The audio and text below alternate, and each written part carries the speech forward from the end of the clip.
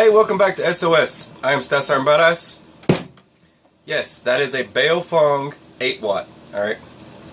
For all of you that just keep asking, and why don't I have a gigantic satellite dish and I contact Mars and tell you all my ham license number? No, I'm not doing it. Alright? It's not happening. And don't try to find me. Look, if you come to my house, there's a no trespassing sign, alright? I'm just telling all of you right now. Jeez. Billy walks in the room. Man, I tell you. Yeah, Billy.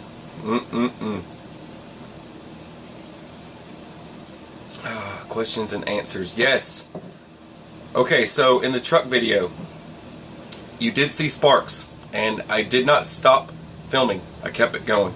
Because you need to show what happens. I don't care. And that's me. That's me personally. You're going to see that in my videos. I don't care. It's just one of those things. I do these for my health. And those of you who ask about my health, I really appreciate it. I'm going to give you an update on that. Alright. It was a grounding wire, okay? I have cables that run from my battery that go to my winch, and the ground was just a tad bit loose. And if it's a little bit loose at all, it doesn't take much, it will pop out a spark. So all you got to do is just get your wrench and tighten it up. But I tightened it up real quick in the video. You could see me reaching under there to grab it, and I was trying to move it back so it would get enough connection so that I could finish reeling it in. That was all it was. It just came loose. Look, it's a big hunky truck. It drives down the road. It hits potholes and bumps, and stuff shakes loose on it. That's just what happens. It's a big truck. It's ridiculous weight scale and everything else. So getting into my video, we are going to be doing, this is part of the zombie series. This is part of the zombie apocalypse survival series, alright? And the first one was on communications, being quiet, and this one is going to be on squads and fire teams.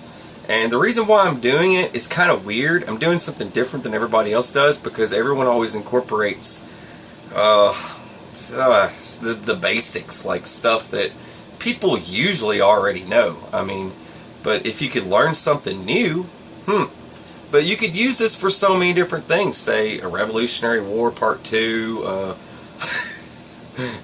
Just saying. Alright, look, don't take me too serious. I might mark this video as entertainment. That's another thing about my channel, is all my videos are going to be different. I use comedy, entertainment, educational, I even do science, all that stuff. So I mark my videos differently if any of you are interested in what I'm doing. But anyway, my health.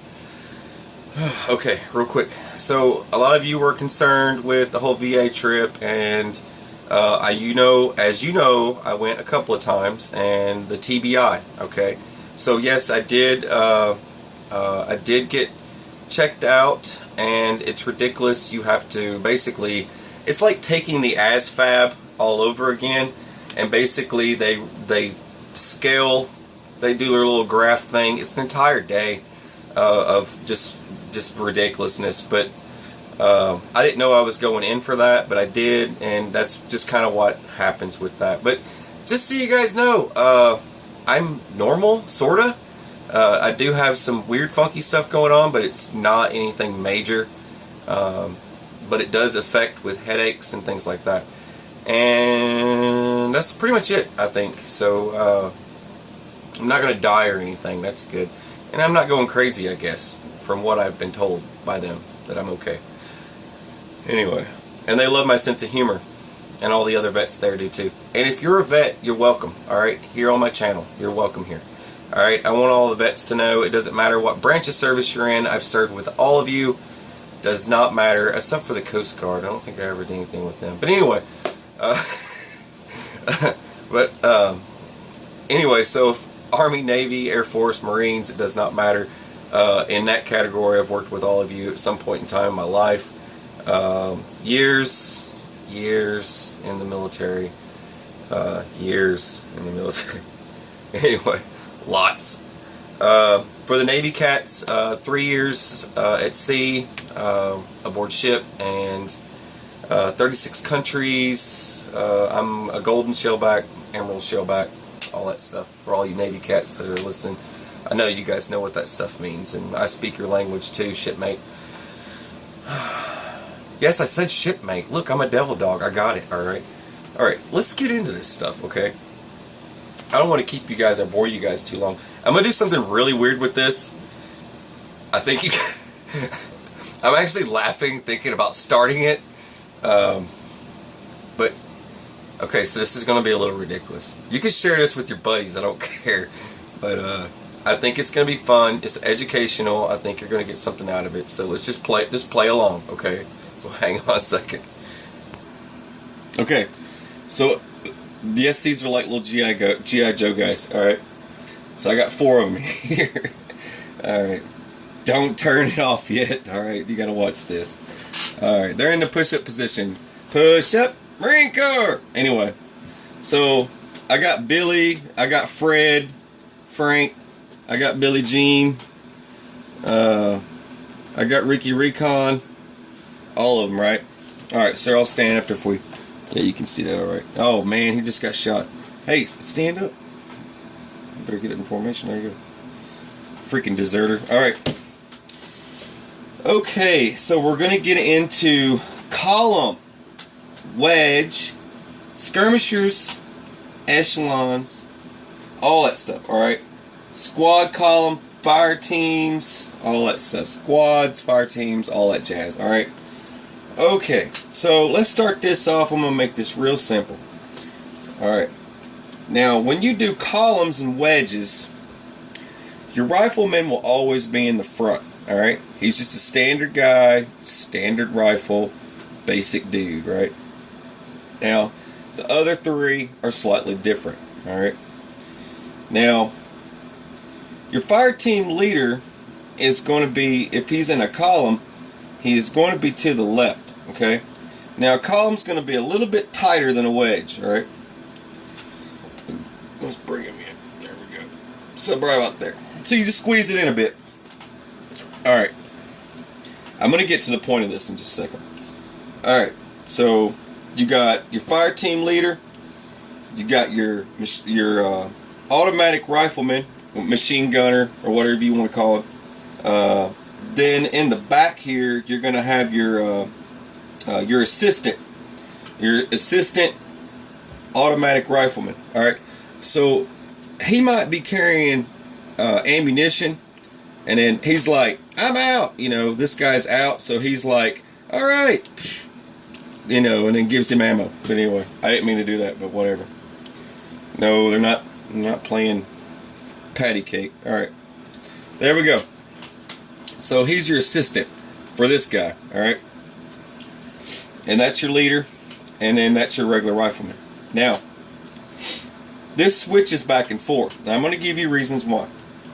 Alright, so say we go into a wedge, for example. Now this is going to change, right?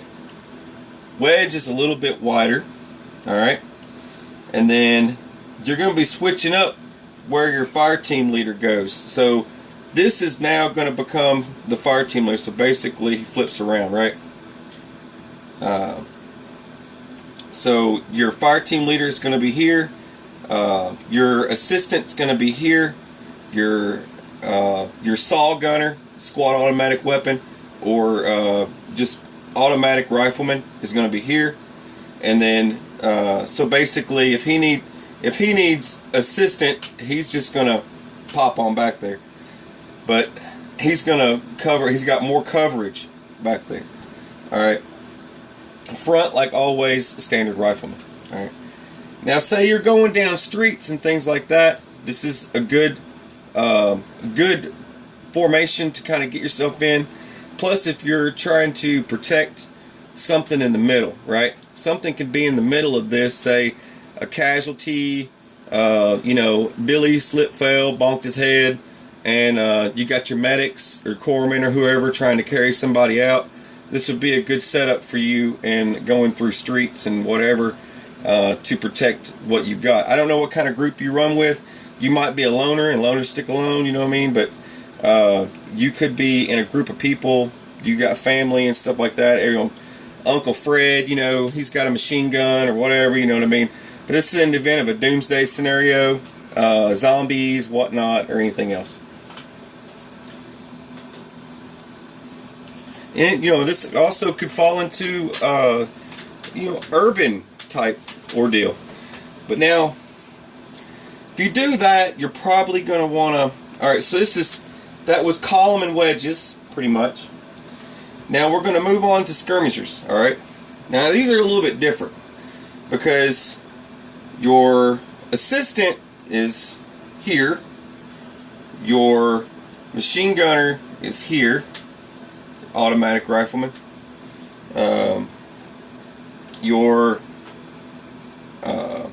Your fire team leader is going to be here, and your rifleman's going to be here. That seems pretty easy, right? Now you could stagger. You could stagger in a the most, like say Forrest Gump. Get down, shut up. All right, Lieutenant Dan. All he said was get down, shut up. All right, so your squad fire team column would make more sense traveling down streets and whatnot. All right, so say this is a street. You got, let's see here. Stand up, jeez. Yut. I guess his pack's too heavy for him. Here we go. All right, so it would be along these lines here. Stop falling over. And he dropped his weapon. That's fine. It's alright. He's got a 1911. It won't quit. There we go. I'm not serious, okay? Don't take me serious. Alright, so it'd be along these lines, right? Maybe up a little bit closer in the front here. Something like that, right? And then that way you can cover here, and then you leave this space open. If anything tries to come through, you're already here, and nobody's going to get ran over and killed. Whereas if you were in a setup like this, for example, alright, you're losing that. That's too heavy for you. There we go. So if you're in a setup like this, someone in a Ford Taurus speeding down the road, and you've got your bug out bag on, you say you're a loner and you stick alone, and these guys are not even involved in this, and you're a loner and you stick alone, and that Ford Taurus comes up behind you, and you flip over the car hood, land on the ground, and you bug out bag. Here we go. He's an RO technically, but he's a radio operator, and he just lost his radio. Anyways, you bug out bag fell off and everything, and then Billy was driving the Ford Taurus, and he gets out and walks up, and then pops him in the head, pew, pew, and then goes over here, takes his bug out bag, and throws it in the trunk of his car. Boom. Just like that. See how that played out? That was awful. But anyway, for example, but that was my point, okay? Different types of formations for different types of things, different types of movement for different types of people, different types of groups. Everybody's got their own groups, right? Alright.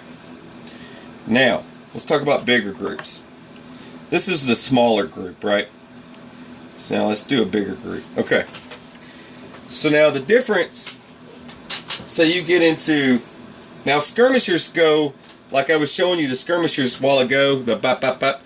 Now, it's left or right. So all you do is switch positions of basically where your fire team leader is and all other jazzy stuff. These are just ideas for you guys. If you're in some kind of training, you're doing some training, and you've got a group of people, friends, family, or whatever, and you want to train, these are just some options for you to get serious with. It's just better for security too.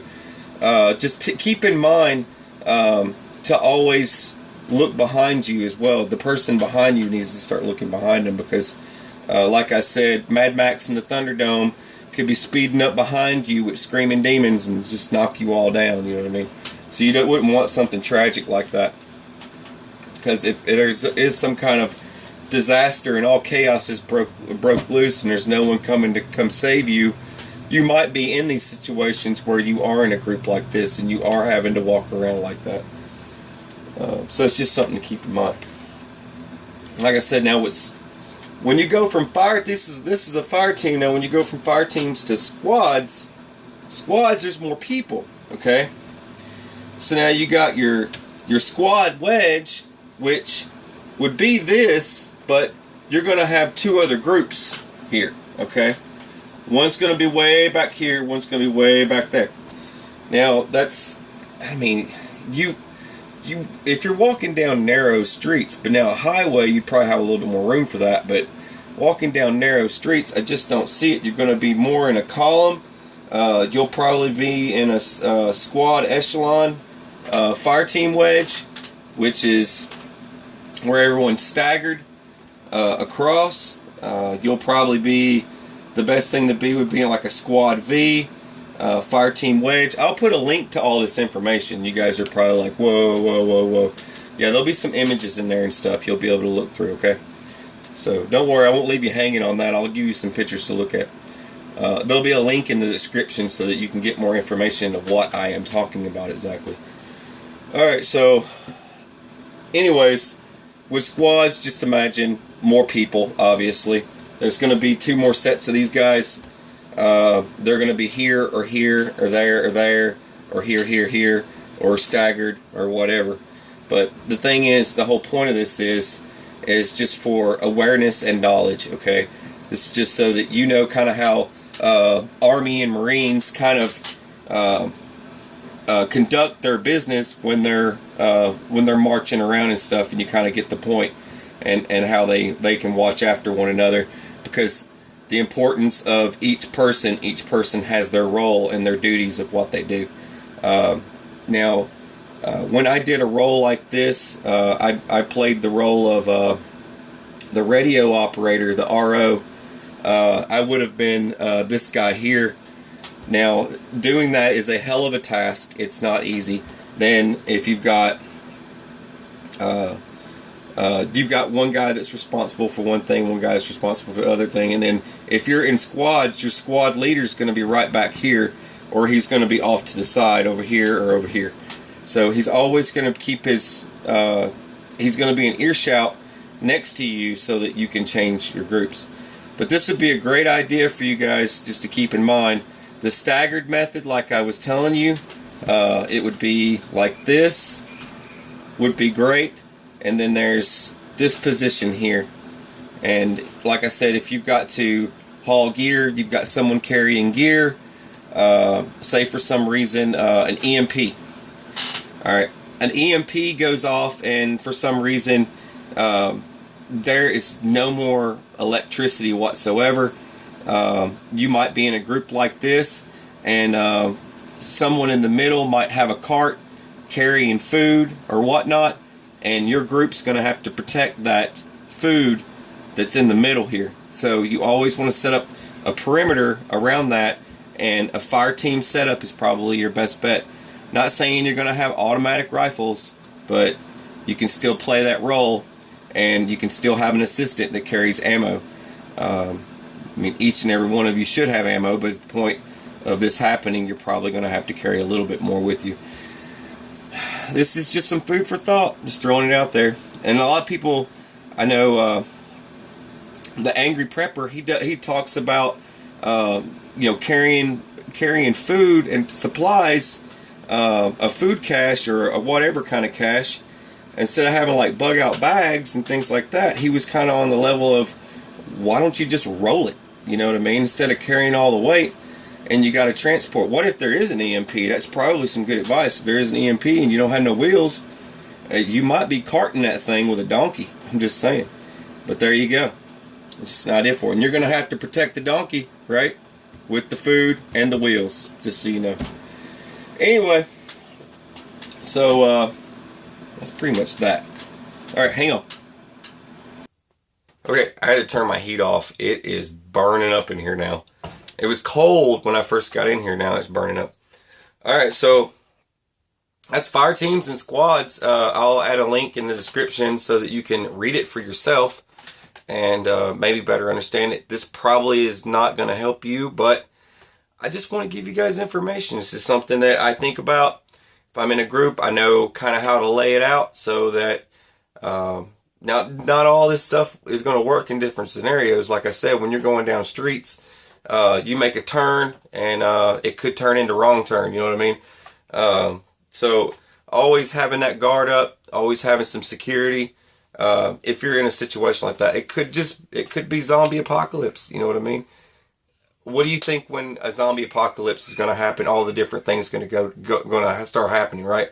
I know Max Brooks put out a book that was really good, and I read it, by the way.